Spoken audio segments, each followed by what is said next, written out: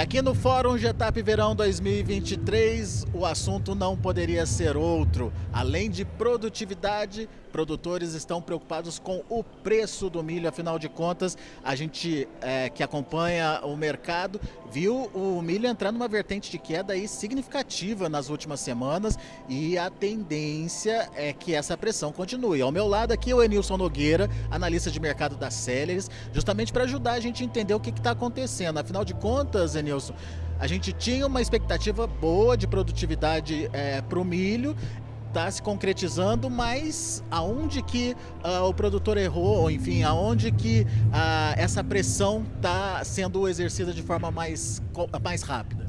Alexandre, acho que o grande ponto aqui, principalmente do ponto de vista de comercialização de grãos, é que a gente deve ter um cenário no milho inverno nos próximos 60, 90 dias, muito parecido com o que a gente teve lá na soja em meados de fevereiro e março.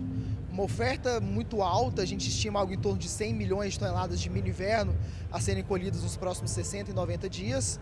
E um cenário lá fora, tanto de dólar e também de safra norte-americana, que pressiona os preços globais e, consequentemente, os preços aqui no Brasil. A gente vê já preços bastante pressionados, nos últimos 60 dias a gente perdeu quase R$20 por saca nas principais localidades para milho, e a gente ainda vê um cenário de 5 a R$10 mais baixos do que a gente vê hoje nas principais regiões. Então é um momento que, por mais que o produtor possa estar receoso com essa queda, de ainda aproveitar o mercado, tentar vender um pouco mais desse milho que deve ser colhido nos próximos dias, para aproveitar que ainda não chegou de fato a colheita, a safra de milho inverno, que vai acontecer nos próximos meses. Você citou alguns problemas importantes aí, o atraso da comercialização entre eles. O que faltou? O produtor não acreditava? O produtor tinha em mente o que aconteceu no ano passado? Enfim, o que você tem ouvido? Exato, o que a gente viu dos produtores é uma questão de mentalidade realmente. Nos últimos 2 ou 3 anos, o produtor que deixou para vender ao longo do ano conseguiu margens menores. Agora o 23 a gente tem um inverso desse cenário. Os preços desde o início de 23 têm caído. Câmbio tem dificultado, CBOT, Chicago tem dificultado, prêmios no mercado interno tem dificultado. Então o 23 passa a ser um ano de virada de preços. Então aquele produtor que não conseguiu se antecipar, vender de forma antecipada esse milho e a soja até no começo do ano, ele acaba se vendo no cenário agora de colheitas fortes, muito acumuladas num único período do ano. A gente deve ter mais de 100 milhões de toneladas colhidas entre junho, julho e parte de agosto, e com essa dificuldade global aí de a gente escoar. Naturalmente o segundo semestre é um período que a gente exporta mais e a gente tem um cenário positivo de demanda de importação desses principais compradores, mas ainda assim é uma enxurrada de milho que entra no mercado nos próximos 90 dias. Hoje a gente está falando de um milho na faixa dos 60, R$65, base Campinas. Pode cair ainda mais? Exato. Quando a gente olha para Campinas, a gente vê que ainda nem teve a colheita de milho inverno, a gente ainda vê um certo cenário de pressão nos próximos 30, 60 dias, que pode cair os preços de milho entre 5 e R$10 para a realidade aqui de Campinas. E o que é o ponto, acho que o ponto de cuidado aí para outras regiões, principalmente Goiás, Mato Grosso, que são regiões de logística pior, menos capacidade de armazenamento e de preços também menores.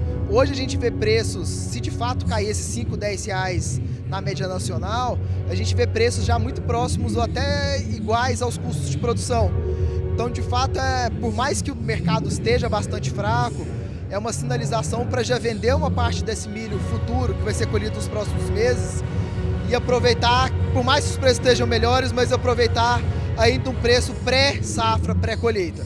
Você acha que a exportação esse ano ela vai acontecer de forma significativa a ponto de aliviar um pouco essa pressão? Talvez esse seja a parte do copo meio cheio, né? Se os preços estão menores, hoje o produtor não tem problema de liquidez, ele tem comprador e a gente tem uma carteira cativa de exportadores, Europa, Oriente Médio, parte da Ásia e agora a China, que nos garante uma exportação na casa de 50 a 52 milhões de toneladas. Então, desses 100 milhões que entram nos próximos 90 dias, 50 milhões saem no segundo semestre, comecinho do próximo ano. Então a gente até entende o cenário positivo de demanda, mas o grande ponto é, no curtíssimo prazo, nos próximos 90 dias, a gente ainda vê um cenário de pressão de preços por esse excesso de colheita. Demanda interna, alguma expectativa de melhora? E aí o outro sinal positivo, né? Se os preços caem para o produtor, isso dá um cenário de melhora para quem compra esse grão. Então, tanto a cadeia de proteína animal, a cadeia de etanol de milho no cerrado, é uma cadeia que está encontrando preços menores e o incentivo a comprar mais milho. Então, por mais que os preços estejam melhores, essa questão de liquidez, de não ter comprador para esse excedente de milho, para essa alta produção, a gente não vê como um problema em 23. Então, a demanda a gente vê forte, também muito puxada por essa queda de preços no curto prazo.